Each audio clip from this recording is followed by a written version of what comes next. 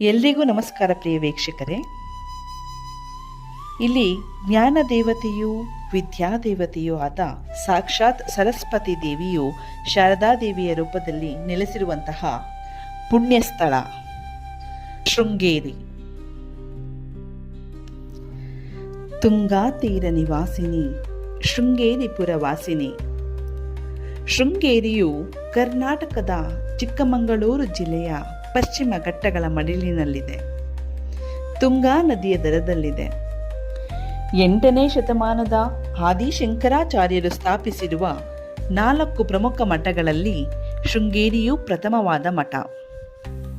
ಇಲ್ಲಿ ಜ್ಞಾನದೇವತೆಯೂ ವಿದ್ಯಾದೇವತೆಯೂ ಆದ ಸಾಕ್ಷಾತ್ ಸರಸ್ವತಿ ದೇವಿಯು ಶಾರದಾದೇವಿಯ ರೂಪದಲ್ಲಿ ನೆಲೆಸಿದ್ದಾಳೆ. ಇಲ್ಲಿ ಬದ್ಧ ವೈರಿಗಳು ಮಿತ್ರರಾಗುವ ಅದ್ಭುತವಾದಂತಹ ಸ್ಥಳ.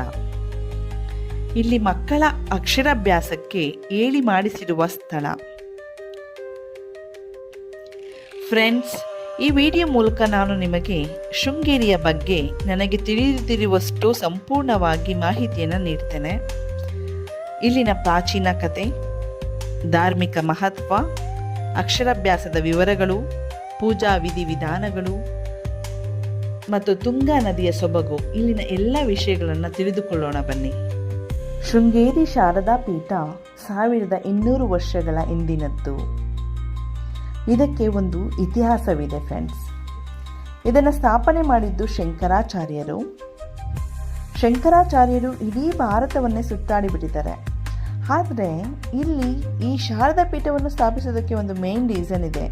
ಅದು ಏನು ಅಂದರೆ, ಕಾಶ್ಮೀರದಲ್ಲಿ ಶಾರದಾ ಪೀಠ ಹಿಂದೂಗಳ ವೇದಗಳಿಗೆ ಮುಖ್ಯವಾದಂತಹ ಸ್ಥಳ.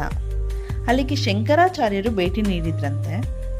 ಆ ಸ್ಥಳಕ್ಕೆ ಎಲ್ಲರೂ ದೇಶ ವಿದೇಶಗಳಿಂದ ವೇದಾಭ್ಯಾಸ ಮಾಡೋದಕ್ಕೆ ಅಂತ ಬರ್ತಾ ಇದ್ರು. ಶಂಕರಾಚಾರ್ಯರು ಇದನ್ನು ನೋಡಿ, ನಾವು ಯಾಕೆ ಭಾರತದಲ್ಲಿ ಪೀಠ ಸ್ಥಾಪನೆ ಮಾಡಬಾರದು ಅನ್ನೋ ಯೋಚನೆ ಬಂತು.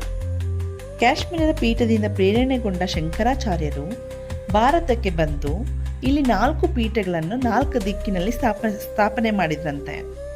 ನಮಗೆ 4 ವೇದಗಳಿದ್ದಾವೆ ಅಲ್ವಾ. ಆ 4 ಅದ್ವೈತ ಪೀಠಗಳು ಯಾವ್ಯಾವು ಅಂದರೆ, ಗೋವರ್ಧನ ಮಠ ಇನ್ ಪೂರಿ, ಅದು ಬಂದು ಋಗ್ವೇದ. ಕಾಳಿಕ ಮಠ ಇನ್ ಗುಜರಾತ್, ಅದು ಸಾಮವೇದ. ಜ್ಯೋತಿರ್ಮಠ್ ಇನ್ ಉತ್ತರಾಖಂಡ್, ಅದು ಅಥರ್ವಣ ವೇದ. ಶಾರದಾ ಮಠ್ ಇನ್ ಶೃಂಗೇರಿ, ಅದು ಯಜುರ್ವೇದ. ಈ 4 ಅದ್ವೈತಗಳು ಋಗ್ವೇದ, ಸಾಮವೇದ, ಅಥರ್ವಣ ವೇದ, ಯಜುರ್ವೇದ, ಈ 4 ಅದ್ವೈತಗಳ 4 ದಿಕ್ಕಿನಲ್ಲಿ ಸ್ಥಾಪನೆ ಮಾಡಿದ್ರಂತೆ. ಇಲ್ಲಿನ ವಿಶೇಷತೆ ಏನು ಅಂದರೆ, ಶಾರದಾ ಮಠ ಶೃಂಗೇರಿಯಲ್ಲಿ ಮೊದಲನೇ ಪೀಠ ಸ್ಥಾಪಿಸಿದ್ರು. ಇದಕ್ಕೆ ಹಿನ್ನೆಲೆ ಇದೆ ಫ್ರೆಂಡ್ಸ್. ಶಂಕರಾಚಾರ್ಯರು 32 ವರ್ಷಗಳ ಕಾಲ ಬದುಕಿದ್ರು. ಅದರಲ್ಲಿ 12 ವರ್ಷಗಳ ಕಾಲ ಶೃಂಗೇರಿಯಲ್ಲೇ ನೆಲೆಸಿದ್ರಂತೆ. ಇದು ಅಷ್ಟು ಪವಿತ್ರವಾದಂತಹ ಸ್ಥಳ. ಒಮ್ಮೆ ಶಂಕರಾಚಾರ್ಯರು ಸರಸ್ವತಿ ದೇವಿ ಹತ್ರ ಹೋಗಿ, ನೀವು ನನ್ನೊಡನೆ ಶೃಂಗೇರಿಗೆ ಬಂದು ನೆಲೆಸಬೇಕು ಅಂತ ಕೇಳಿದ್ರಂತೆ. ಆಗ ಸರಸ್ವತಿ ದೇವಿಯು ಒಂದು ಕಂಡೀಷನ್ ಹಾಕಿದ್ರಂತೆ, ನಾನು ಕೇಳೋ ಎಲ್ಲ ಪ್ರಶ್ನೆಗಳಿಗೆ ಉತ್ತರ ನೀಡಿದರೆ ಮಾತ್ರ ನಾನು ನಿಮ್ಮೊಡನೆ ಶೃಂಗೇರಿಗೆ ಬರ್ತೀನಿ ಅಂತ. ಆಗ ಅದೇ ರೀತಿ ಶಂಕರಾಚಾರ್ಯರು ಸರಸ್ವತಿ ದೇವಿ ಕೇಳಿದ ಎಲ್ಲ ಪ್ರಶ್ನೆಗಳಿಗೂ ಉತ್ತರಿಸಿದ್ರಂತೆ. ಅದಕ್ಕೆ ಮೆಚ್ಚಿದ ಸರಸ್ವತಿ ದೇವಿ ಇಲ್ಲಿ ಬಂದು ಶಾರದಾ ದೇವಿಯಾಗಿ ನೆಲೆಸಿದರು. ಇದು ಇಲ್ಲಿನ ಹಿನ್ನೆಲೆ.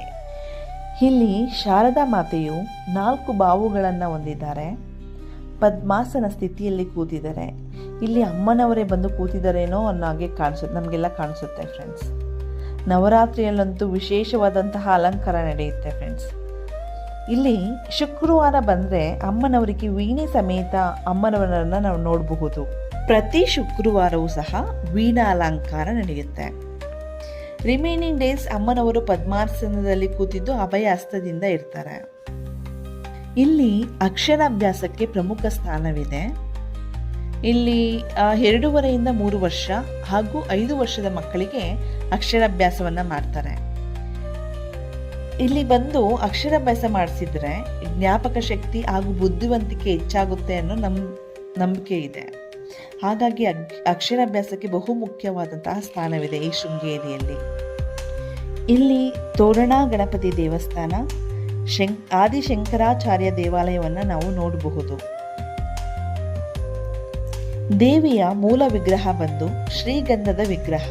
ಅದು ಕಾಶ್ಮೀರದಿಂದ ಶಂಕರಾಚಾರ್ಯರು ತಂದಿರುವಂತಹ ವಿಗ್ರಹ ಅದು.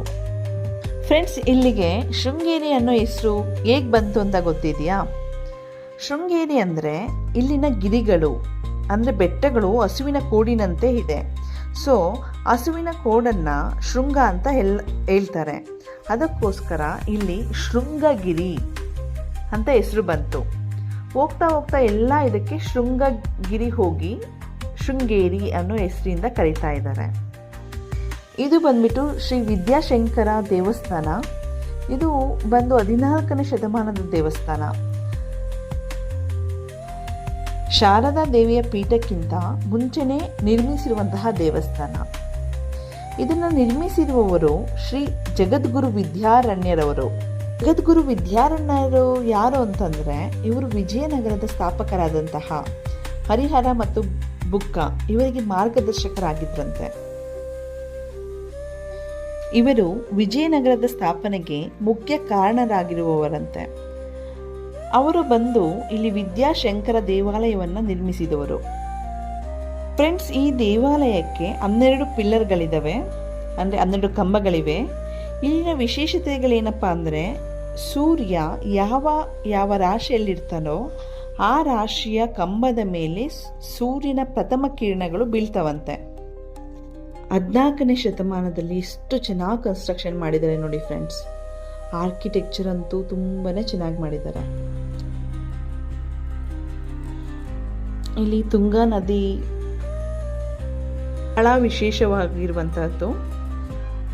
ಮುಂಚೆ ಎಲ್ಲ ಈ ತುಂಗಾ ನದಿಯ ನೀರಿನೊಳಗಡೆ ಇಳಿಬೋದಿತ್ತು ಫ್ರೆಂಡ್ಸ್. ಈಗ ಇಲ್ಲೆಲ್ಲ ಬ್ಯಾರಿಯರ್ಸ್ ಹಾಕ್ಬಿಟ್ಟಿದ್ದಾರೆ. ಅದು ಅಲ್ಲದೆ ಇಲ್ಲಿ ತುಂಬ ಮಳೆ ಬಂದಿರೋ ಕಾರಣ ನಮಗೆ ನೀರು ತಿಳಿಯಾಗಿರಲಿಲ್ಲ, ಫಿಶ್ಗಳನ್ನ ನೋಡೋದಕ್ಕಾಗಲಿಲ್ಲ ನೀಟಾಗಿ. ಫ್ರೆಂಡ್ಸ್, ಇಲ್ಲಿನ ಈ ಸ್ಥಳದ ವಿಶೇಷವಾದಂತಹ ಸಂಗತಿ ಏನು ಅಂದರೆ, ಬದ್ಧ ಶತ್ರುಗಳು ಸಹ ಮಿತ್ರರಾಗ್ತಾರಂತೆ. ಅದು ಈ ಸ್ಥಳದ ಇಂಪಾರ್ಟೆನ್ಸ್ ಅಂತ ಹೇಳ್ತಾರೆ. ಫ್ರೆಂಡ್ಸ್, ಇಲ್ಲಿ ನೋಡಿ, ಸರ್ಪ ಎಡೆ ಎತ್ತಿ ಕಪ್ಪೆಗೆ ನೆರಳನ್ನು ಕೊಡ್ತಾ ಇದೆ. ಶಂಕರಾಚಾರ್ಯರು ಪ್ರಥಮವಾಗಿ ಪೀಠವನ್ನು ಎಲ್ಲಿ ಸ್ಥಾಪನೆ ಮಾಡಬೇಕು ಅಂತ ಹುಡುಕ್ತಾ ಇರ್ತಾರೆ. ಅಂತಹ ಸಂದರ್ಭದಲ್ಲಿ ಈ ತುಂಗಾ ತೀರಕ್ಕೆ ಬರ್ತಾರಂತೆ. ಆಗ ಒಂದು ಅದ್ಭುತ ಅವರ ಕಣ್ಣಿಗೆ ಕಾಣಿಸುತ್ತೆ. ಏನಪ್ಪಾ ಅದ್ಭುತ ಅಂತೀರಾ?